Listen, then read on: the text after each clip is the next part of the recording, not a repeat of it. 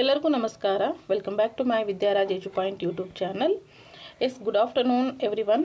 So ಇವತ್ತಿನ ಕ್ಲಾಸಲ್ಲಿ ನಾವು ಸಮಾಜ ವಿಜ್ಞಾನ ಅಂದರೆ 6ನೇ ತರಗತಿಯ ಸಮಾಜ ವಿಜ್ಞಾನ ಭಾಗ 1ರಲ್ಲಿ ಇರ್ತಕ್ಕಂತಹ 2ನೆಯ ಒಂದು ಅಧ್ಯಾಯವನ್ನು ನೋಡ್ತಾ ಇದ್ವಿ. ಈಗಾಗಲೇ ನಾವು ಫಸ್ಟ್ ಚಾಪ್ಟರನ್ನು ಅಂದರೆ ಇತಿಹಾಸದ ಪರಿಚಯ ಮತ್ತು ಏನು ಹೇಳ್ತೀವಿ ಆರಂಭಿಕ ಸಮಾಜ ಅಂತಕ್ಕಂಥದ್ದು. ಸೊ ಆ ಒಂದು ಲೆಸನ್ ಮೇಲಿರ್ತಕ್ಕಂತಹ ಎಲ್ಲ ಕ್ವಶನ್ಸ್ಗಳನ್ನು ಜೊತೆಗೆ ಹೆಚ್ಚಿನ ಕ್ವಶನ್ಸ್ಗಳನ್ನು ಕೂಡ ನಾವು ಅಲ್ಲಿ ಬಿಡಿಸಿದ್ದೀವಿ. ಜೊತೆಗೆ ಇವತ್ತು ನಾವು 2ನೇ ಅಧ್ಯಾಯದ ಬಗ್ಗೆ ನೋಡ್ಕೊಳ್ತಾ ಹೋಗೋಣ. ಯಾಕಂತಂದ್ರೆ ಯಾರೆಲ್ಲ ನೀವು GPSTR ಎಕ್ಸಾಮನ್ನು GPSTR ಎಕ್ಸಾಮನ್ನು ತೆಗೆದುಕೊಳ್ಳಿಕ್ಕೆ ಹೋಗ್ತಾ ಇದ್ದೀರೋ ಸೊ ಅವ್ರಿಗೆ ಗೊತ್ತಿರೋ ಹಾಗೆ ಅದರಲ್ಲಿ 3 ಪೇಪರ್ಸ್ ಇರುತ್ತಲ್ವಾ. ಸೊ ಪೇಪರ್ 1 ನಿಮಗೆ ಕಂಪ್ಲೀಟ್ MCQ ಅಲ್ಲಿ ಇದ್ದರೆ, ಪೇಪರ್ 2 ಏನಾಗಿರುತ್ತೆ 50 MCQs ಅಲ್ಲಿರುತ್ತೆ. ಇನ್ನು ಉಳಿದಂತಹ 100 ಕ್ವಶನ್ಸ್ಗಳು ನಿಮ್ಗೆ ಡಿಸ್ಕ್ರಿಪ್ಟಿವ್ ಆಗಿ ಬರೀಬೇಕಾಗತ್ತೆ. ಅದ್ರ ಜೊತೆಗೆ ಥರ್ಡ್ ಪೇಪರ್ ಕೂಡ ನಿಮ್ಗೆ 100 ಮಾರ್ಕ್ಸಲ್ಲಿ ಕಂಪ್ಲೀಟ್ ಕನ್ನಡ ಇರುತ್ತೆ. ಸೊ ಹಾಗಾಗಿ ಪೇಪರ್ 2 ಅಲ್ಲಿ ನೀವು ಡಿಸ್ಕ್ರಿಪ್ಟಿವ್ ಇರೋದ್ರಿಂದ ಅಂದರೆ ವಿವರಣಾತ್ಮಕವಾಗಿ ನೀವು ಆ ಒಂದು ಪ್ರಶ್ನೆಗಳಿಗೆ ಉತ್ತರವನ್ನು ಬರೀಬೇಕಾಗತ್ತೆ. ಸೊ ಹಾಗಾಗಿ ನಾವು ಪ್ರತಿಯೊಂದು 6ರಿಂದ 10ನೇ ತರಗತಿವರೆಗಿನ ಎಲ್ಲ ಸಮಾಜ ವಿಜ್ಞಾನ ಪುಸ್ತಕದ ಅಲ್ಲಿ ಹಿಂದಿರ್ತಕ್ಕಂತಹ ಪ್ರಶ್ನೆಗಳಾಗಿರ್ಬೋದು, ಜೊತೆಗೆ ಆ ಒಂದು ಲೆಸನ್ಸ್ ಮೇಲೆ ಇನ್ನೂ ಹೆಚ್ಚು ಕ್ವಶನ್ಸ್ಗಳನ್ನು ಅವರು ಯಾವ ರೀತಿ ರೈಸ್ ಮಾಡ್ಬೋದು ಅಂತಕ್ಕಂಥದ್ದನ್ನು ನಾನು ಇದೇ ಫಸ್ಟ್ ಟೈಮ್ ಯಾರೂ ಕೂಡ ಯೂಟ್ಯೂಬ್ನಲ್ಲಿ ಯಾರೂ ಕೂಡ ಹೇಳಿಲ್ಲ. ಯಾಕಂದರೆ ಪ್ರತಿಯೊಂದು ಲೆಸನ್ ಹಿಂದೆ ಇರ್ತಕ್ಕಂತಹ ಕ್ವಶನ್ಸ್ಗಳನ್ನು ಮಾತ್ರ ಚರ್ಚೆ ಮಾಡಿದ್ದಾರೆ. ಬಟ್ ನಾನು ನಮ್ಮ ಒಂದು ಕ್ಲಾಸಲ್ಲಿ ಇದೇ ಫಸ್ಟ್ ಟೈಮ್ ಅಭ್ಯಾಸದ ಹಿಂದಿರ್ತಕ್ಕಂತಹ ಎಲ್ಲ ಕ್ವಶನ್ಸ್ಗಳನ್ನು ಜೊತೆಗೆ ಆ ಒಂದು ಅಧ್ಯಾಯದ ಮೇಲೆ ಇರ್ತಕ್ಕಂತಹ ಹೆಚ್ಚುವರಿ ಪ್ರಶ್ನೆಗಳನ್ನು ನಾನೇ ಕೂಡ ರೈಸ್ ಮಾಡಿ ಆನ್ಸರನ್ನು ಕೊಟ್ಟಿದ್ದೀನಿ. ಈವನ್ MCQ ಅಲ್ಲಿ ನಾನು ಕೊಟ್ಟಿಲ್ಲ, ಬಟ್ 2, 3 ಆರ್ 4, 5 ಕ್ವಶನ್ಸ್ವರೆಗೂ 5 ಮಾರ್ಕ್ಸ್ ಕ್ವಶನ್ಸ್ವರೆಗೂ ಕೂಡ ನಾನು ನಿಮ್ಮ ಮುಂದೆ ತೊಗೊಂಡು ಬಂದಿದ್ದೀನಿ. ಹಾಗಾದರೆ ಇನ್ನೇನು ಲೇಟ್ ಮಾಡೋದು ಬೇಡ, ಕ್ಲಾಸನ್ನು ಶುರು ಮಾಡೋಣ ಸ್ನೇಹಿತರೆ. ಎಲ್ರಿಗೂ ಕೂಡ ಒನ್ಸ್ ಅಗೇನ್ ವೆಲ್ಕಮ್ ಅಂತ ಹೇಳ್ತಾ, ಜೊತೆಗೆ ಕ್ಲಾಸನ್ನು ನೋಡ್ತಾ ಕ್ಲಾಸಿಗೆ ಲೈಕ್ ಮಾಡ್ತಾ ಬನ್ನಿ. ಯಾರೆಲ್ಲ ಸಬ್ಸ್ಕ್ರೈಬ್ ಮಾಡ್ಕೊಂಡಿಲ್ಲ ಖಂಡಿತ ಸಬ್ಸ್ಕ್ರೈಬ್ ಮಾಡ್ಕೊಳ್ರಿ. ಜೊತೆಗೆ ನಿಮ್ಮ ಅನಿಸಿಕೆ ಏನೇ ಇದ್ರೂ ಕೂಡ ಕಮೆಂಟ್ ಒಳಗೆ ಬರೆದು ತಿಳಿಸೋದನ್ನು ಖಂಡಿತ ಮರಿಬೇಡ್ರಿ. ಆಸಕ್ತರು ಇದ್ದವರು ಟೆಲಿಗ್ರಾಮ್ ಕೂಡ ನೀವು ಜಾಯ್ನ್ ಆಗ್ಬೋದು ಅಂತ ಹೇಳ್ತಾ ಕ್ಲಾಸನ್ನು ಶುರು ಮಾಡ್ತಾ ಇದ್ದೀನಿ. ರೀ, ನಮ್ಮ ಒಂದು 6ನೇ ತರಗತಿಯ ಪಾರ್ಟ್ 1ನಲ್ಲಿ ಬರ್ತಕ್ಕಂತಹ ಅಧ್ಯಾಯ 2 ಭಾರತ ನಮ್ಮ ಹೆಮ್ಮೆ ಅಂತಕ್ಕಂಥದ್ದು. ಸೊ ಇದರಲ್ಲಿ ಫಸ್ಟ್ ಬರುತ್ತೆ ಖಾಲಿ ಬಿಟ್ಟ ಸ್ಥಳಗಳನ್ನು ಸೂಕ್ತ ಪದಗಳಿಂದ ತುಂಬಿ ಅಂತಕ್ಕಂಥದ್ದು. ಸೊ ಇಲ್ಲಿ ಏನು ಮಾಡಿದ್ದಾರೆ, ಫಸ್ಟ್ ಕ್ವಶನ್ನು ಗಣಿತಕ್ಕೆ ಭಾರತೀಯರ ಅನನ್ಯ ಕೊಡುಗೆ ಡ್ಯಾಶ್ ಅಂತ ಕೊಟ್ಟಾರ. ಸೊ ಇಲ್ಲಿ ಅನನ್ಯ ಕೊಡುಗೆ ಯಾವುದಾಗುತ್ತೆ ಅಂದ್ರೆ 0 ಮತ್ತು 0 ಅಂತಕ್ಕಂಥದ್ದು ಭಾರತೀಯರು ಗಣಿತಕ್ಕೆ ಕೊಟ್ಟಂತಹ ಒಂದು ಅನನ್ಯವಾದಂತಹ ಕೊಡುಗೆ ಆಗುತ್ತೆ. ಆದರೆ ನಿಮಗೆ 2 ಮಾರ್ಕ್ಸ್ ಹಿಂಗೇನರ ಕೇಳಿದ್ರೆ ಕ್ವಶನ್ ಹಿಂದೆ ಐತೆ, ಆದರೂ ಕೂಡ ಇಲ್ಲೊಂದು ಸತಿ ಹೇಳ್ಬಿಡ್ತೀನಿ. ಅಂಕಿಗಳು, ದಶಮಾಂಶ, ಭಿನ್ನರಾಶಿ, ಬೀಜಗಣಿತ ಇವೆಲ್ಲ ಕೂಡ ಏನಾಗುತ್ತೆ ಭಾರತೀಯರ ಒಂದು ಅನನ್ಯ ಕೊಡುಗೆ ಆಗಿರುತ್ತೆ ಗಣಿತ ಒಂದು ಕ್ಷೇತ್ರಕ್ಕೆ. ಹಾಗಾದರೆ ನೆಕ್ಸ್ಟ್ ಬರ್ತಕ್ಕಂಥದ್ದು 2ನೇ ಕ್ವಶನ್ ನೋಡ್ಕೊಳ್ರಿ. ಯಾವುದು ಅಂತಂದರೆ ಶಾಕುಂತಲ ಸಂಸ್ಕೃತ ಕೃತಿಯನ್ನು ಇಂಗ್ಲೀಷಿಗೆ ಅನುವಾದಿಸಿದವರು ಡ್ಯಾಶ್ ಯಾರು ಅಂತಕ್ಕಂಥದ್ದು. ಹಾಗಾದರೆ ಶಾಕುಂತಲ ಅಂತಕ್ಕಂತಹ ಸಂಸ್ಕೃತ ಕೃತಿಯನ್ನು ಇಂಗ್ಲೀಷಿಗೆ ಅನುವಾದ ಮಾಡಿದವರು ಯಾರು ಅಂತ ಅನ್ನೋದಾದರೆ ಅವರೇ ಬರ್ತಾರೆ. ಯಾರು? ವಿಲಿಯಂ ಜೋನ್ಸ್ ಅಂತಕ್ಕಂಥವ್ರು. ಯಾರೀ? ವಿಲಿಯಂ ಜೋನ್ಸ್ ಅವರಾಗಿರ್ತಾರೆ. ನೆಕ್ಸ್ಟ್ ಥರ್ಡ್ ಕ್ವಶನ್ ನೋಡ್ತೀರ ನೀವು. ಕಾಂಬೋಡಿಯಾದ ಡ್ಯಾಶ್ ಎಂಬಲ್ಲಿ ಭವ್ಯ ಹಿಂದೂ ದೇವಾಲಯವಿದೆ. ಕಾಂಬೋಡಿಯಾದ ಅಂಕೋರ್ ವಾಟ್ ಅಂತಕ್ಕಂಥದ್ರಲ್ಲಿ ಅಂಕೋರ್ ವಾಟ್ ಎಂಬಲ್ಲಿ ಭವ್ಯ ಹಿಂದೂ ದೇವಾಲಯ ಇದೆ. ಓಕೆ, ನೆಕ್ಸ್ಟ್ ಬರ್ತಕ್ಕಂಥದ್ದು ಇದು 2 ಮಾರ್ಕ್ಸಿಗೆ ಅಥವಾ 3 ಮಾರ್ಕ್ಸಿಗೆ ಹಿಂಗೆಲ್ಲ ನಿಮ್ಗೆ ಕೇಳ್ತಾರೆ. ಕೆಳಗಿನ ಪ್ರಶ್ನೆಗಳಿಗೆ ಉತ್ತರಗಳನ್ನು ಬರೆಯಿರಿ. ಪುರಾಣಗಳಲ್ಲಿ ಭಾರತವನ್ನು ಏನೆಂದು ಕರೆದಿದ್ದಾರೆ? ಪುರಾಣಗಳಲ್ಲಿ ಭಾರತವನ್ನು ಏನೆಂದು ಕರೆದಿದ್ದಾರೆ? ಸೊ ನೀವು ಯಾವ ರೀತಿ ಬರೀತೀರಿ ಅಂತಂದರೆ, ಪುರಾಣಗಳಲ್ಲಿ ಭಾರತವನ್ನು ಅಥವಾ ಪುರಾಣಗಳ ಪ್ರಕಾರ ಭಾರತವನ್ನು ಋಷಭನಾಥನ ಮಗನಾದಂತಹ ಯಾವ ಮಗ? ಹಿರಿಯ ಮಗ. ಓಕೆ, ಋಷಭನಾಥನ ಹಿರಿಯ ಮಗನಾದಂತಹ ಭರತನು, ಅವನು ರಾಜ ಇರ್ತಾನೆ, ಚಕ್ರವರ್ತಿ ಇರ್ತಾನೆ, ನಿಮ್ಮೆಲ್ರಿಗೂ ಗೊತ್ತು. ಆ ಭರತನು ಆಳಿದಂತಹ ನಾಡನ್ನು ಅಥವಾ ಭರತನ ಆಳಿದ ನಾಡು ಆಗಿರೋದ್ರಿಂದ ಅದಕ್ಕೆ ಭರತಖಂಡ ಅಥವಾ ಭರತ ವರ್ಷ ಅಥವಾ ಭಾರತ ದೇಶ ಎಂದು ಕೂಡ ಕರೆದಿದ್ದಾರೆ. ಹಾಗಾದರೆ ಪುರಾಣಗಳ ಪ್ರಕಾರ ಭಾರತವನ್ನು ಋಷಭನಾಥನ ಹಿರಿಯ ಮಗನಾದಂತಹ ಭರತ ಚಕ್ರವರ್ತಿ ಆಳಿರ್ತಾನೆ. ಆದ ಕಾರಣ ಆ ಒಂದು ಪ್ರಾಂತ್ಯವನ್ನು, ಆ ಒಂದು ಖಂಡವನ್ನು, ಆ ಪ್ರದೇಶವನ್ನು ಭರತಖಂಡ ಅಥವಾ ಭರತ ವರ್ಷ, ಭಾರತ ದೇಶ ಅಂತ ಕೂಡ ಕರೆದಿದ್ದಾರೆ. ಸೊ ಹಾಗಾಗಿ ಇದಕ್ಕೆ ಭಾರತ ಅಂತ ಹೆಸರು ಬಂತು ಅನ್ನೋದು. ನೆಕ್ಸ್ಟು ಎರಡನೇ ಪ್ರಶ್ನೆ ಗಮನಿಸ್ಕೊತೀರಿ. ಗಣಿತ ಕ್ಷೇತ್ರಕ್ಕೆ ಭಾರತೀಯರ ಶ್ರೇಷ್ಠ ಕೊಡುಗೆ ಏನು? ಇವಾಗ ತಾನೇ ನಾನು ಹೇಳಿದೆ ನೆಕ್ಸ್ಟ್ ನಿಮಗೆ ಕ್ವಶನ್ ಬರುತ್ತೆ ಅಂತ. ಸೊ ಯಾವುದು ಅಂತಂದರೆ ಗಣಿತ ಕ್ಷೇತ್ರಕ್ಕೆ ಭಾರತೀಯರ ಒಂದು ಶ್ರೇಷ್ಠ ಕೊಡುಗೆ ಬಂದು ಅಂಕಿಗಳು, ದಶಮಾಂಶ, ಭಿನ್ನರಾಶಿ, ಬೀಜಗಣಿತ ಇವೆಲ್ಲವೂ ಕೂಡ ಗಣಿತಕ್ಕೆ ಪ್ರಾಚೀನ ಭಾರತೀಯರು ನೀಡಿದಂತಹ ಕೊಡುಗೆಗಳಾಗಿರುತ್ತೆ. ಅಷ್ಟೇ ಅಲ್ಲದೆ ಶೂನ್ಯ ಅಥವಾ ಸೊನ್ನೆಯನ್ನು ಮೊದಲು ಒಂದು ಸಂಖ್ಯಾ ಸೂಚಕವಾಗಿ ಬಳಸಿದಂತಹ ಕೀರ್ತಿ ಕೂಡ ಈ ಭಾರತೀಯರಿಗೆ ಸಲ್ಲುತ್ತದೆ ಅಂತಕ್ಕಂಥದ್ದು. ನೆಕ್ಸ್ಟ್ ಈಗ ಮುಂದಿನ ಪ್ರಶ್ನೆ, ಮೂರನೇ ಪ್ರಶ್ನೆ ಗಮನಿಸ್ತಾ ಇದ್ದೀರಿ. ಮೂರನೇ ಪ್ರಶ್ನೆ, ಆರ್ಯಭಟನ ಮಹತ್ವದ ಸಾಧನೆ ಯಾವುದು? ಆರ್ಯಭಟನ ಮಹತ್ವದ ಸಾಧನೆ ಯಾವುದು ಅಂತ ಅನ್ನೋದಾದರೆ, ಭೂಮಿ ಗುಂಡಗಿದೆ, ಸೂರ್ಯನ ಸುತ್ತ ಭೂಮಿ ಪರಿಭ್ರಮಿಸುತ್ತದೆ ಎಂದು ಭಾರತೀಯ ವಿಜ್ಞಾನಿ ಆರ್ಯಭಟ ತೋರಿಸಿಕೊಟ್ಟದ್ದು ಮಹತ್ವದ ಸಾಧನೆಯಾಗಿರುತ್ತೆ. ಓಕೆ, ಆರ್ಯಭಟನ ಮಹತ್ವದ ಸಾಧನೆ ಯಾವುದು ಅಂತ ಹೇಳಿದರೆ ಭೂಮಿ ಗುಂಡಗಿದೆ, ಹಾಗೆಯೇ ಭೂಮಿ ಸೂರ್ಯನ ಸುತ್ತತ್ತೆ ಅಂದರೆ ಪರಿಭ್ರಮಿಸುತ್ತೆ ಅಂತಕ್ಕಂಥದ್ದು, ತನ್ನನ್ನು ತಾನು ಸುತ್ತಕೊಳ್ತಾ ಸೂರ್ಯನನ್ನು ಸುತ್ತತ್ತೆ ಅಂತಕ್ಕಂಥದ್ದು ಅಂತ ಭಾರತೀಯ ವಿಜ್ಞಾನಿ ಆರ್ಯಭಟ ಏನು ಮಾಡ್ತಾನೆ ಅದನ್ನು ಎಲ್ಲರಿಗೂ ಸಹ ತೋರಿಸಿಕೊಟ್ಟಿರ್ತಾನೆ. ಹಾಗಾಗಿ ಇದು ಆರ್ಯಭಟನ ಮಹತ್ವವಾದಂತಹ ಸಾಧನೆಯಾಗಿರುತ್ತೆ. ನೆಕ್ಸ್ಟ್ ಬರ್ತಕ್ಕಂಥದ್ದು ನಾಲ್ಕನೇ ಪ್ರಶ್ನೆ ಗಮನಿಸ್ತಾ ಇದ್ದೀರಿ. ಜಗತ್ಪ್ರಸಿದ್ಧ ಬೃಹತ್ ಬೌದ್ಧ ದೇವಾಲಯ ಎಲ್ಲಿದೆ? ಜಗತ್ ಪ್ರಸಿದ್ಧಿಯಾದಂತಹ ಬೃಹತ್ ಬೌದ್ಧ ದೇವಾಲಯ ನಮಗೆ ಜಾವಾದ ಬೋರ್ಬುದೂರ್ ಎಂಬಲ್ಲಿ ಜಗತ್ ಪ್ರಸಿದ್ಧವಾದಂತಹ ಬೃಹತ್ ದೇವಾಲಯ ಕಾಣಲಿಕ್ಕೆ ಸಿಗತ್ತೆ ಅಂತಕ್ಕಂಥದ್ದು. ಸೊ ನೆಕ್ಸ್ಟ್ ಬರತ್ರಿ ಇಲ್ಲಿ ಆರನೇ ಪ್ರಶ್ನೆ, ಭಾರತೀಯ ಸಂಸ್ಕೃತಿಯು ಹಬ್ಬಿದ ಆಗ್ನೇಯ ಏಷ್ಯಾ ಖಂಡದ 3 ದೇಶಗಳನ್ನು ಹೆಸರಿಸಿ ಅಂತ. ಭಾರತೀಯ ಸಂಸ್ಕೃತಿಯು ಹಬ್ಬಿದ ಆಗ್ನೇಯ ಏಷ್ಯಾ ಖಂಡದ 3 ದೇಶಗಳನ್ನು ಹೆಸರಿಸಿ. ಯಾವ್ಯಾವ್ರಿ ಹಾಗಾದ್ರೆ ಅವು? ಶ್ರೀಲಂಕಾ, ಕಾಂಬೋಡಿಯಾ, ಜಾವಾ ಅಂತಕ್ಕಂಥದ್ದು. ಸೊ ಇವು 3 ಏನಾಗಿರುತ್ತೆ, ಭಾರತೀಯ ಸಂಸ್ಕೃತಿ ಈ 3 ಒಂದು ಏಷ್ಯಾ ಖಂಡದಲ್ಲಿ ಹಬ್ಬಿದೆ ಅಥವಾ ಪಸರಿಸಿದೆ ಅಂತ ನಾವು ಹೇಳ್ತೀವಿ.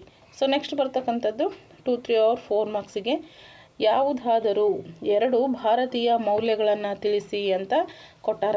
ಸೊ ಇಲ್ಲಿ ನಾವು ಒಂದು 2 ಮಾತ್ರ ಇಲ್ಲಿ ಎಕ್ಸ್ಪ್ಲೈನ್ ಮಾಡಬೇಕಾಗತ್ತೆ. ಫಸ್ಟ್ ಒಂದು ತಗೊಳ್ತೀವಿ, ಆಚಾರ್ಯ ದೇವೋಭವ ಅಂತಕ್ಕಂಥದ್ದು. ಸೊ ಆಚಾರ್ಯ ದೇವೋಭವ ಅಂತಂದರೆ ಇಲ್ಲಿ ಸತ್ಯವನ್ನು ಹೇಳು, ಧರ್ಮವನ್ನು ಪಾಲಿಸು, ಇದುವರೆಗೆ ಕಲಿತದ್ದರಿಂದಲೇ ತೃಪ್ತನಾಗಬೇಡ, ಗರ್ವ ಪಡಬೇಡ, ತಾಯಿ, ತಂದೆ, ಆಚಾರ್ಯ ಮತ್ತು ಅತಿಥಿಗಳನ್ನು ದೇವರಂತೆ ಭಾವಿಸು ಅಂತಕ್ಕಂಥದ್ದು. ಅಂದರೆ ಸತ್ಯವನ್ನು ಹೇಳಬೇಕು, ಸುಳ್ಳನ್ನು ಹೇಳಬಾರ್ದು. ಓಕೆ, ಧರ್ಮವನ್ನು ನಾವು ಶ್ರದ್ಧೆಯಿಂದ ಪಾಲಿಸಬೇಕು. ಇಷ್ಟೆಲ್ಲ ಕಲ್ತಿರ್ತೀವಲ್ವ, ಅದರಿಂದನೇ ನಾವು ಅಷ್ಟೇ ತೃಪ್ತನಾಗ್ದೇನೆ ಓಕೆ ಏನು ಮಾಡಬೇಕು, ನಾವು ತೃಪ್ತನ ಆಗಬೇಡ ಅಂತಂದರೆ ಏನಿಲ್ಲ, ನಾ ಎಲ್ಲ ಕಲ್ತೀನಿ, ನನಗೆಲ್ಲ ಗೊತ್ತೈತಿ, ನಾನೇ ಶ್ರೇಷ್ಠ ಅಂತ ಇಲ್ಲಿ ಅಹಂಕಾರ ಗರ್ವ ಪಡಬೇಕಾದಂತಹ ಅವಶ್ಯಕತೆ ಇರೋದಿಲ್ಲ. ಓಕೆ, ತಂದೆ ತಾಯಿ ಆಚಾರ್ಯ ಮತ್ತು ಅತಿಥಿಗಳನ್ನು ದೇವರಂತೆ ನೀನು ಭಾವಿಸು. ಸೊ ಇವಾಗ ಇತ್ತೀಚಿನ ದಿನಗಳಲ್ಲಿ ಒಂದು ಸಿಸ್ಟಮೇ ಚೇಂಜ್ ಆಗಿಬಿಟ್ಟಿದೆ. ಸೊ ಹಾಗಾಗಿ ತಂದೆ ತಾಯಿಗಳು ಓಕೆ, ನಾವು ಜಗತ್ತೊಳಗೆ ಏನು ಕಳ್ಕೊಂಡ್ರೂ ಸಿಗ್ತೈತ್ರಿ, ಬಟ್ ತಂದೆ ತಾಯಿ ಆಗಿರ್ಬೋದು, ಸೊ ಅವ್ರು ಕಳ್ಕೊಂಡ್ರೆ ನಮ್ಗೆ ವಾಪಸ್ ಸಿಗಲ್ಲ. ಹಾಗಾಗಿ ಅವರನ್ನು ಇರುವಷ್ಟು ದಿನ ಚೆನ್ನಾಗಿ ನೋಡ್ಕೊಳ್ಬೇಕಾಗದ್ದು ಅವ್ರ ಮಕ್ಕಳಾದಂತಹ ನಿಮ್ಮೆಲ್ಲರ ಒಂದು ಕರ್ತವ್ಯ ಆಗಿರುತ್ತೆ. ಸೊ ಜೊತೆಗೆ ಮನೆಗೆ ಬಂದಂತಹ ಅತಿಥಿಗಳು, ಸೊ ಎಲ್ಲರನ್ನ ಕೂಡ ನಾವು ದೇವರಂತೆ ಭಾವಿಸುವಂತಕ್ಕಂಥದ್ದು ಆಚಾರ್ಯ ದೇವೋಭವ ಅಂತ ನಾವು ಹೇಳ್ತೀವಿ. ಸೊ ನೆಕ್ಸ್ಟ್ ಬರ್ತಕ್ಕಂಥದ್ದು ಎರಡನೇದು ಅಹಿಂಸೆ ಪೌರುಷ ಅಂತ ಬರುತ್ತೆ. ಓಕೆ, ಇಲ್ಲಿ ನೋಡ್ರಿ, ಶತ್ರುಗಳಿಗೆ ಅಂಜಿ ಪಲಾಯನ ಮಾಡೋದಕ್ಕಿಂತ ಯುದ್ಧ ಮಾಡುತ್ತಲೇ ಮಡಿಯಿರಿ. ಇವಾಗ ಶತ್ರುಗಳಿಗೆ ನಾವು ಅಂಜಿ ಓಡಿ ಹೋಗೋದಕ್ಕಿಂತ ನಾವು ಆ ಯುದ್ಧದಲ್ಲಿ ಸತ್ರು ಪರವಾಗಿಲ್ಲ, ಮಡಿದರೂ ಪರವಾಗಿಲ್ಲ, ಏನು ಮಾಡಬೇಕು, ಎದೆಗೊಟ್ಟು ನಿಲ್ಲಬೇಕು ಅಂತಕ್ಕಂಥದ್ದನ್ನು ನಾವು ಈ ಒಂದು ವಾಕ್ಯದ ಮುಖಾಂತರ ತಿಳ್ಕೊಳ್ತೀವಿ ಅಂತ ಹೇಳ್ತೀನಿ. ಸೊ ನೆಕ್ಸ್ಟ್ ಬರ್ತಕ್ಕಂಥದ್ದು ಗುಂಪಿನಲ್ಲಿ ಚರ್ಚಿಸಿ ಉತ್ತರಿಸಿ ಅಂತ ಬರುತ್ತೆ. ಸೊ ಥರ್ಡ್, ಇದು ಕೂಡ ನಿಮಗೆ 4 to 5 ಮಾರ್ಕ್ಸಿಗೆ ಬರಬಹುದು. ಓಕೆ, ಸರ್ವಧರ್ಮ ಸಮಭಾವ ಮೌಲ್ಯವು ನಮ್ಮ ದೇಶದಲ್ಲಿ ಆಚರಣೆಯಲ್ಲಿದೆ ಅಂತ. ಸರ್ವಧರ್ಮ ಸಮಭಾವ ಮೌಲ್ಯವು ನಮ್ಮ ದೇಶದಲ್ಲಿ ಆಚರಣೆಯಲ್ಲಿದೆ. ಹೌದು, ಭಾರತವು ನಂಬಿ ಬಂದಿರತಕ್ಕಂತಹ ಇನ್ನೊಂದು ಮೌಲ್ಯ ಅಂತಂದ್ರೆ ನಾವು ಸರ್ವಧರ್ಮ ಸಮಾನತೆ ಅಂತ ಹೇಳ್ತೀವಿ. ಅಂದರೆ ನೀವು ಎಲ್ಲರೂ ಕೂಡ ಒಂದೇ, ಯಾರು ಹೆಚ್ಚಲ್ಲ, ಯಾರು ಕೀಳಲ್ಲ, ಯಾರು ಕಡಿಮೆ ಅಲ್ಲ. ಸೊ ಎಲ್ಲರೂ ಕೂಡ ಒಂದೇ. ಸರ್ವಧರ್ಮ ಅಂದರೆ ಎಲ್ಲ ಧರ್ಮಗಳು ಕೂಡ ಸಮಾನತೆಯನ್ನು ಹೊಂದಿರಬೇಕು ಅಂತ. ಸೊ ಬೆಳಕು ಎಲ್ಲಿಂದ ಬಂದರೂ ಕೂಡ ಅದು ಬೆಳಕೆ. ಓಕೆ, ಬೆಳಕು ಎಲ್ಲಿಂದ ಬರ್ತಾ ಇದೆ? ಎಸ್, ಇವಾಗ ಶ್ರೀಮಂತರ ಒಂದು ಮನೆಯ ಮಹಡಿಯಿಂದ ಬರ್ತಾ ಇದೆಯಾ, ಅಥವಾ ಬಡವರ ಮನೆಯ ಗುಡಿಸಲಿನ ಕಿಟಕಿಯಿಂದ ಬರ್ತಾ ಇದೆಯಾ? ಸೊ ಅದು ಬೆಳಕು ಬೆಳಕೆ ಆಗಿರುತ್ತೆ. ಅದು ಎಲ್ಲಿಂದ ಬಂದ್ರೇನು, ಹೌದಲ್ವಾ? ಅದು ಏನು ಮಾಡುತ್ತಾ, ಕತ್ತಲೆಯನ್ನು ಓಡಿಸ್ತಕ್ಕಂತಹ ಒಂದು ಸಾಮರ್ಥ್ಯ ಅದಕ್ಕಿರುತ್ತೆ. ಇಲ್ಲಿ ಮುಂದೆ ಐತೆ ನೋಡ್ರಿ, ಬೆಳಕು ಎಲ್ಲಿಂದ ಬಂದರೂ ಅದು ಬೆಳಕೆ. ಅದಕ್ಕೆ ಕತ್ತಲೆಯನ್ನು ಹೋಗಲಾಡಿಸುವ ಶಕ್ತಿ ಇದೆ, ಹೌದಲ್ರಿ? ಅದಕ್ಕೆ ಕತ್ತಲೆಯನ್ನು ಹೋಗಲಾಡಿಸುವ, ಹೊಡೆದೋಡಿಸ್ತಕ್ಕಂತಹ ಶಕ್ತಿ ಇದೆ. ಅಂತೆಯೇ ಮತ ಧರ್ಮ ಯಾವುದೇ ಇರಲಿ, ದೇವರು ಒಬ್ಬನೇ, ನಾಮ ಹಲವು ಅಂತಕ್ಕಂಥದ್ದು ವೇದವಾಕ್ಯ ಆಗಿರತ್ತೆ. ಎಷ್ಟೇ ದೇವರುಗಳು ಇದ್ದರೂ ಕೂಡ ಅದು ಒಂದೇ ದೇವರ ಏನು ಹೇಳ್ತೀವಿ, ಹಲವು ನಾಮಗಳು ಅಂತ ಹೇಳ್ತೀವಿ. ಸೊ ಒಬ್ಬ ವ್ಯಕ್ತಿಗೆ ಹೇಗೆ ಬೇರೆ ಬೇರೆ ಹೆಸರುಗಳಿಂದ ಕರೀತಾರಲ್ವ, ಸೊ ಹಾಗೆ ದೇವನೊಬ್ಬ, ನಾಮ ಹಲವು ಅಂತ ಹೇಳ್ತೀವಿ. ಸೊ ಈ ರೀತಿಯಾಗಿ ನೀವು ಸ್ವಲ್ಪ ಎಕ್ಸ್ಪ್ಲೇನ್ ಮಾಡಿ ಅಲ್ಲಿ ಬರಿಬೇಕಾಗುತ್ತೆ. ಸೊ ಇವೆಲ್ಲ ಕ್ವಶನ್ಸ್ಗಳು ಏನಾಗಿರುತ್ತೆ, ನಿಮ್ಮ ಒಂದು ಲೆಸನ್ ಅಥವಾ ಅಧ್ಯಾಯದ ಹಿಂದಿರ್ತಕ್ಕಂತಹ ಪ್ರಶ್ನೆಗಳು. ಸೊ ಇವಾಗ ಇಲ್ಲಿ ಗಮನಿಸ್ಕೊಳ್ತಾ ಇದ್ದೀರಿ ಅಭ್ಯಾಸಕ್ಕಾಗಿ ಹೆಚ್ಚಿನ ಪ್ರಶ್ನೋತ್ತರಗಳು. ಸೊ ಇವು ನಾನು ಆ ಲೆಸನ್ ಮೇಲೆ ಕ್ರಿಯೇಟ್ ಮಾಡಿದಂತಹ ಕ್ವಶನ್ಸ್ ಆಗಿರ್ತವೆ. ನೆಕ್ಸ್ಟ್ ನಿಮಗೆ ಈ ರೀತಿ ಕ್ವಶನ್ಸ್ಗಳು ಬರುತ್ತೆ. ಇದ್ರ ಹೊರತಾಗಿ ಬೇರೆ ಯಾವುದೇ ರೀತಿ ಕ್ವಶನ್ಸ್ ಬರಲಿಕ್ಕೆ ಸಾಧ್ಯ ಇಲ್ಲ. ಇವನ್ ಪ್ರತಿ ಕ್ಲಾಸ್ ಒಳಗೂ ನಾನು ಹೇಳ್ತಾ ಇರ್ತೀನಿ, ಏನು ಅಂತಂದರೆ ಕ್ವಶನನ್ನು ಅವರು ಉಲ್ಟಾ ಪಲ್ಟಾ ಕೇಳ್ಬೋದು. ಓಕೆ, ಮತ್ತು ಅದನ್ನು ಬಿಟ್ಟು ಬೇರೆ ಏನೂ ಇಲ್ಲ. ಕ್ವಶನ್ ಸ್ವಲ್ಪ ಟ್ವಿಸ್ಟ್ ಮಾಡಿರ್ತಾರೆ, ಅದರ್ವೈಸ್ ಸ್ವಲ್ಪ ಕ್ಲಿಯರ್ ಇರುತ್ತೆ. ಪ್ರಶ್ನೆ ಅರ್ಥ ಮಾಡ್ಕೊಳ್ಬೇಕಷ್ಟೆ. ಹಾಗಾದರೆ ಅಭ್ಯಾಸಕ್ಕಾಗಿ ಹೆಚ್ಚಿನ ಪ್ರಶ್ನೋತ್ತರಗಳನ್ನು ನೋಡೋದಾದರೆ, ಭಾರತದ ಅನನ್ಯತೆಯನ್ನು ಪರಿಚಯಿಸಿದವರು ಯಾರು? ಇಟ್ ಮೀನ್ಸ್ ಭಾರತದ ಅನನ್ಯತೆಯನ್ನು ಪರಿಚಯಿಸಿದವರು ಯಾರು? ವಿರೋಪಿಯನ್ನರು. ಆಬ್ವಿಯಸ್ಲಿ ಪೌರಾತ್ಯವಾದಿಗಳು ಅಂತ ಕರಿತೀವಿ. ಹಾಗಾದರೆ ವಿರೋಪಿಯನ್ನರು ಏನು ಮಾಡ್ತಾರೆ, ಭಾರತದ ಅನನ್ಯತೆಯನ್ನು ಪರಿಚಯ ಮಾಡಿಕೊಟ್ಟವರಾಗಿರ್ತಾರೆ. ನೆಕ್ಸ್ಟ್ ಬರ್ತಕ್ಕಂಥದ್ದು ಇದನ್ನು ನೋಡ್ರಿ, ಮೇ ಬಿ ಯಾವ ವರ್ಷ ಅಂತ ನನಗೆ ನೆನಪಿಲ್ಲ, ಬಟ್ ಇದನ್ನು ಕೂಡ ಒಂದ್ಸರಿ ನಿಮಗೆ ಎಕ್ಸಾಮ್ ಒಳಗೆ ಕೇಳ್ಯಾರ. ಏನು, ಸಂಸ್ಕೃತ ಭಾಷೆಯ ನುಡಿಗಟ್ಟು ಅದ್ಭುತ ಎಂದು ಹೇಳಿದವರು ಯಾರು ಅಂತ ಕ್ವಶನ್ ಬಂದಿತ್ತು. ಸೊ ಯಾರಾಗ್ತಾರಂದ್ರೆ ಸರ್ ವಿಲಿಯಂ ಜೋನ್ಸ್ ಅವರು. ಸರ್ ವಿಲಿಯಂ ಜೋನ್ಸ್ ಅವರು ಸಂಸ್ಕೃತ ಭಾಷೆಯ ನುಡಿಗಟ್ಟು ಅದ್ಭುತ ಅಂತ ಅವರು ಹೇಳ್ಯಾರ. ಓಕೆ, ಸೊ ನೆಕ್ಸ್ಟ್ ಬರ್ತಕ್ಕಂತಹ ಕ್ವಶನ್ ಯಾವುದು ಅಂತಂದರೆ, ಮೂರನೇ ಪ್ರಶ್ನೆ, ವಿಲಿಯಂ ಜೋನ್ಸ್ ಸ್ಥಾಪಿಸಿದ ಸಂಸ್ಥೆ ಯಾವುದು ಮತ್ತು ಅವರು ಅದನ್ನು ಯಾವಾಗ ಸ್ಥಾಪನೆ ಮಾಡಿದರು ಅಂತಕ್ಕಂಥದ್ದು. ಹಾಗಾದರೆ ವಿಲಿಯಂ ಜೋನ್ಸ್ ಅವರು ಸ್ಥಾಪಿಸಿದ ಸಂಸ್ಥೆ ಬಂದು ಏಸಿಯಾಟಿಕ್ ಸೊಸೈಟಿ ಅಂತ ಹೇಳ್ತೀವಿ. ಯಾವುದ್ರಿ? ಏಸಿಯಾಟಿಕ್ ಸೊಸೈಟಿಯನ್ನು ವಿಲಿಯಂ ಜೋನ್ಸ್ ಅವರು ಸ್ಥಾಪಿಸಿದರು. ಯಾವಾಗ ಸ್ಥಾಪಿಸಿದರು? ಸಾಮಾನ್ಯ ಶಕ 1784ರಲ್ಲಿ ಇದನ್ನು ಅವರು ಸ್ಥಾಪಿಸಿದರು ಅಂತಕ್ಕಂಥದ್ದನ್ನು ನಾವು ಓದ್ತೀವಿ. ನೆನ್ಪಿಟ್ಕೊಳ್ರಿ, ವರ್ಷಗಳನ್ನು ನೀವು ನೆನ್ಪಿಟ್ಕೊಳ್ಬೇಕಾಗತ್ತೆ, ಯಾಕಂದರೆ ವರ್ಷಗಳ ಮೇಲೆ ಕೂಡ ನಿಮ್ಗೆ ಸಾಕಷ್ಟು ಕ್ವಶನ್ಸ್ಗಳು ಬರ್ತಾ ಇರತ್ತೆ. ನೆಕ್ಸ್ಟ್ ಕ್ವಶನ್ ಬರ್ತಾ ಇದೆ, ಏಸಿಯಾಟಿಕ್ ಸೊಸೈಟಿಯನ್ನು ಯಾವ ಹೆಸರಿನಿಂದ ಮರುನಾಮಕರಣ ಮಾಡಲಾಯಿತು ಮತ್ತು ಯಾವಾಗ?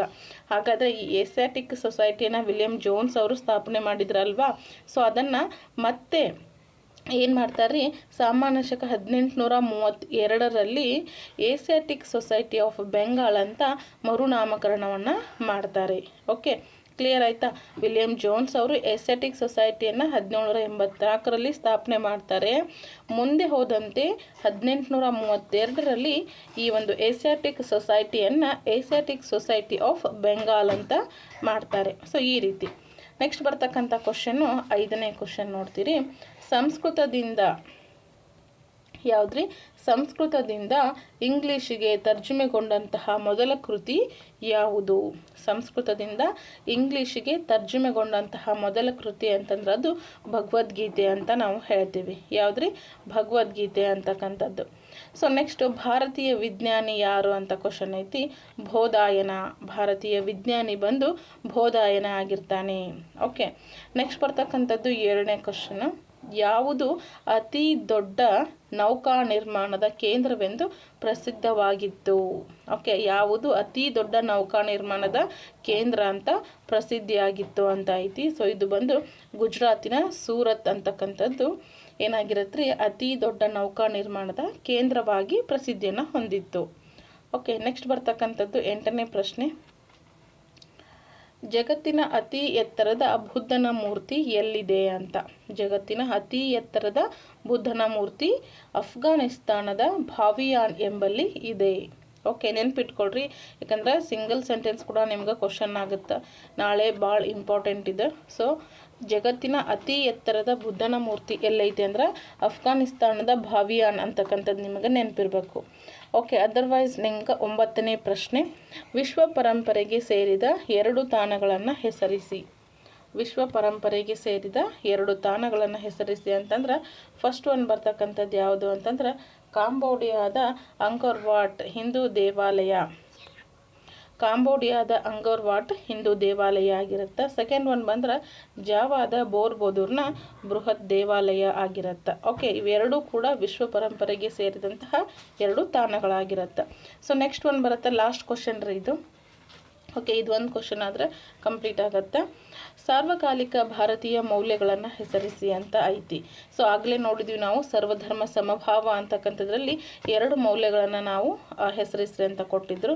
ಅಲ್ಲಿ ಆಚಾರ್ಯ ದೇವೋಭವ ಮತ್ತು ಅಹಿಂಸೆ ಅಂತಕ್ಕಂಥದ್ದನ್ನು ನೋಡ್ಕೊಂಡ್ವಿ. ಸೊ ಅದೇ ರೀತಿ ಇವೇನು ಆಚಾರ್ಯ ದೇವೋಭವ ಆಗಿರಬಹುದು, ಅಹಿಂಸೆ ಆಗಿರಬಹುದು, ಎಲ್ಲ ಜನರು ಸುಖಿಗಳಾಗಲಿ ಅಂದರೆ ಸರ್ವೇ ಜನ ಸುಖಿನೋ ಭವಂತು. ನೆಕ್ಸ್ಟ್ ಬರ್ತಕ್ಕಂಥದ್ದು ಸರ್ವಧರ್ಮ ಸಮಾನತೆ. ಸೊ ಇವೆಲ್ಲ ಏನಾಗಿರ್ತವ್ರಿ, ಸಾರ್ವಕಾಲಿಕ ಭಾರತೀಯ ಮೌಲ್ಯಗಳಾಗಿರುತ್ತೆ.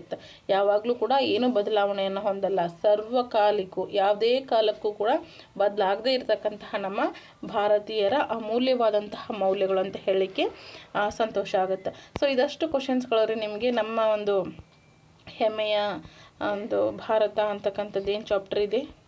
ಓಕೆ, ಭಾರತ ನಮ್ಮ ಹೆಮ್ಮೆ ಅಂತ ಏನಿದೆ ಅಲ್ವಾ. ಸೊ 2ನೇ ಅಧ್ಯಾಯದ ಮೇಲೆ ಇರ್ತಕ್ಕಂತಹ ಕಂಪ್ಲೀಟ್ ಎಲ್ಲ ಕ್ವಶನ್ಸ್ಗಳನ್ನು ತಿಳಿಸ್ಕೊಟ್ಟಿದ್ದೀನಿ. ಜೊತೆಗೆ ಹೆಚ್ಚುವರಿ ಕ್ವಶನ್ಸ್ಗಳನ್ನು ಕೂಡ ನಾವು ನೋಡ್ಕೊಂಡಿದ್ವಿ.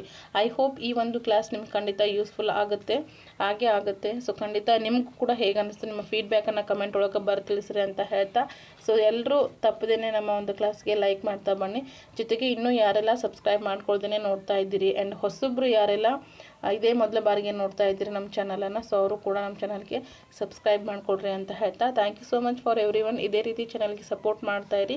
ಸೊ ನಿಮಗೆ ಬೇರೆ ಯಾವುದೇ ಸಬ್ಜೆಕ್ಟು ಅಥವಾ ಏನೇ ಡೌಟ್ಸ್ ಇದ್ದರೂ ಕೂಡ ಖಂಡಿತ ಕಾಮೆಂಟ್ಸ್ ಒಳಗೆ ಬರೆದು ಕೇಳಬಹುದು. ಜೊತೆಗೆ ನಮ್ಮದು ವಿದ್ಯಾ ವಿದ್ಯಾ 1993 ಅಂತ ಟೆಲಿಗ್ರಾಮ್ ಚಾನಲ್ದ ನೇಮ್ ಇರುತ್ತೆ. So if in case you have to interest please visit and join. Okay, ನಿಮಗೆ ಆಸಕ್ತಿ ಇತ್ತು ಅಂದರೆ ಅಲ್ಲಿ ಏನು ಮಾಡಿರಿ, ವಿಸಿಟ್ ಮಾಡಿ ಜಾಯ್ನ್ ಆಗಿರಿ ಅಂತ ಹೇಳ್ತಾ, ಓಕೆ ಹಾಗಾದರೆ ಕ್ಲಾಸನ್ನು ಎಂಡ್ ಮಾಡ್ತೀನಿ ಸ್ನೇಹಿತರೆ. Thank you so much. Next ಕ್ಲಾಸಲ್ಲಿ ಮತ್ತೆ ಸಿಗೋಣ.